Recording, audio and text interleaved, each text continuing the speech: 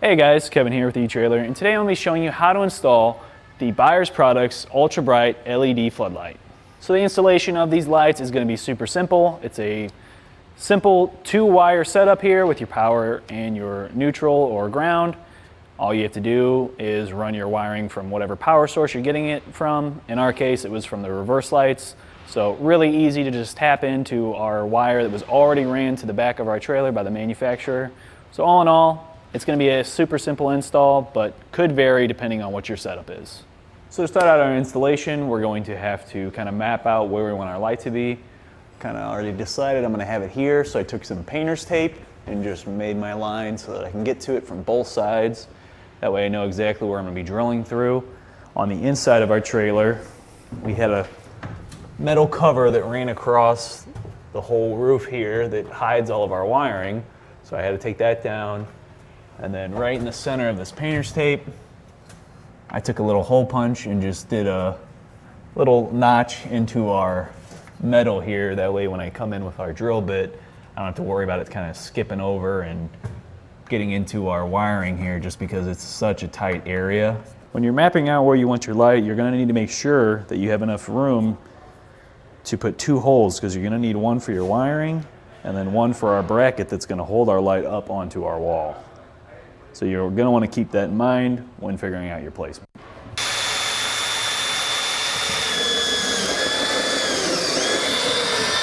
So I had my hole up nice and tight to the roof here, and it's going to fall right inside of our lip here, so we can have all of our wiring all together, and then it'll be hidden behind that plate, so we don't take a chance at any of that getting damaged.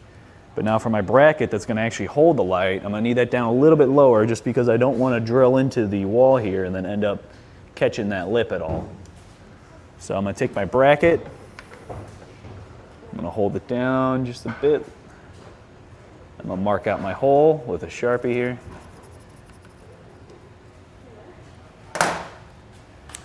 And then I'm going to take my hole punch and hammer in the center of that, and then we'll start drilling through it.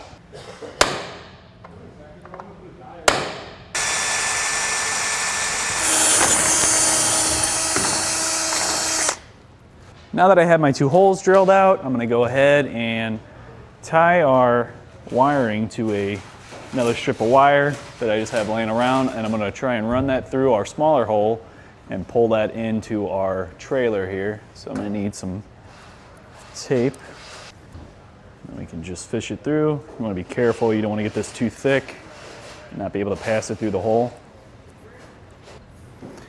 Lost our tape, but we still got it through.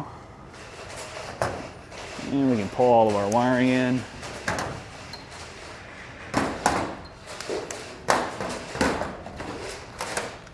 Next we can start going through our bracket and bolting that on. The hardware that came with our kit is just not going to be long enough to go through our wall here, just with how thick this is. So I've actually gone and gotten some other bolts that are going to match up. That way we can secure our bracket.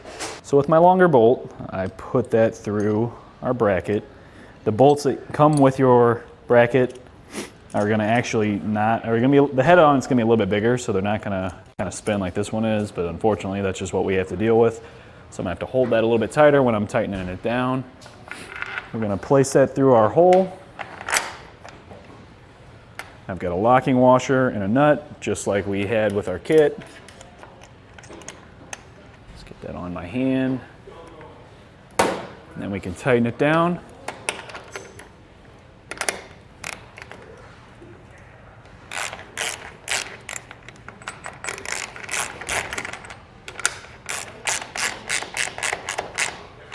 I want to be careful that I'm keeping my bracket level, moving it if I need to as I'm tightening this down.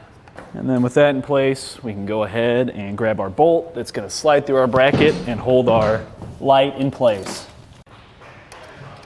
Slide my bolt into the bracket after getting my light somewhat lined up. This is going to be a little bit tight because there are little teeth around our light here.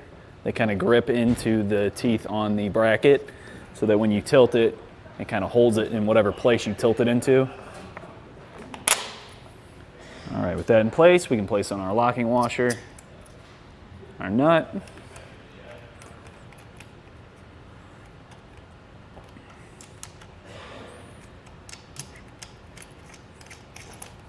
And I'm not going to fully tighten this down yet just because I want to get power to these lights and get them kind of oriented in the way that is going to help us out the most, and then we can fully tighten them down. So on the inside, I'm going to strip back some of this casing just a little bit more, just because I'm going to need a little bit more wire. And we can go ahead and strip back the casing on our individual wires.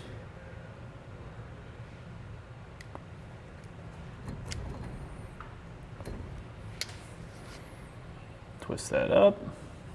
Are those Easter eggs? Yeah. Fold that over. It's got all the good stuff.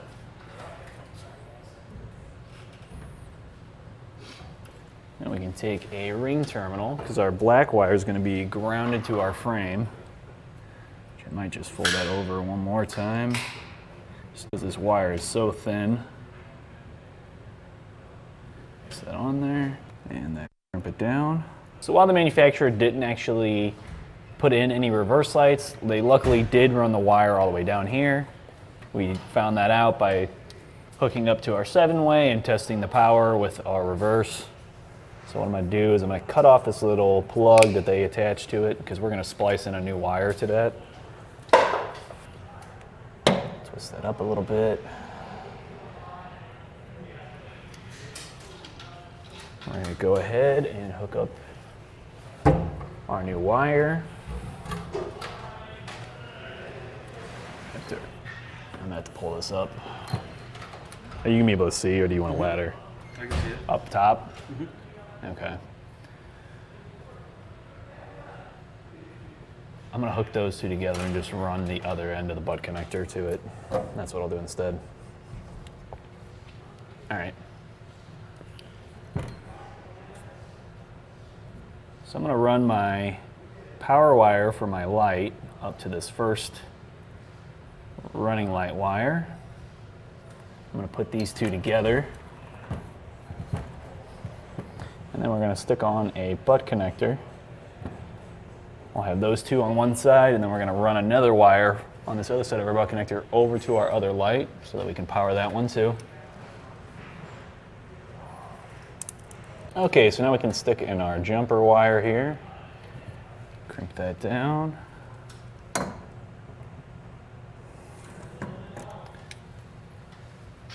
then we can tuck our wiring up in here. I'm going to go ahead and shoot a self-tapper through our ring terminal. I'm gonna have it up in this corner, so it's going to be a little hard for you guys to see, but just letting you know. Now that I have our wire ran down to our other light, I'm going to go ahead and do the same thing I did to our first light by stripping back the casing, and then stripping back the individual wire casing and adding on our ring terminal and then our butt connector. Now that all of our wiring's finished, we can go ahead and put our trim piece back in place that I was talking about that I pulled earlier. That's just going to hide all of our wiring, prevent anything from falling down and getting caught on our garage door lift here. So now with all of our wiring hooked up and our trim back in place, we can go ahead and test out our lights. As you can see, gives us a huge amount of visibility with our trailer, and it's going to be adjustable by simply just tilting down your light so that you can get the brightness wherever you need it to, or if you're trying to back up into a farther space, or maybe you're working on your car, something like that outside, you can push it back further and really get a wide range here of what your light's going to hit. One other thing that I recommend doing is pulling your wire a little bit out so that way you have enough to go back and forth as you're turning your light, and then just caulking around that hole right there. We don't want any chance of water coming down and getting in that hole and then ruining all of our wiring inside or rusting out our trailer. And then I'm also going to do that right above the bracket as well, just because we had to drill a slightly bigger hole than what our bolt is so that we can get it through.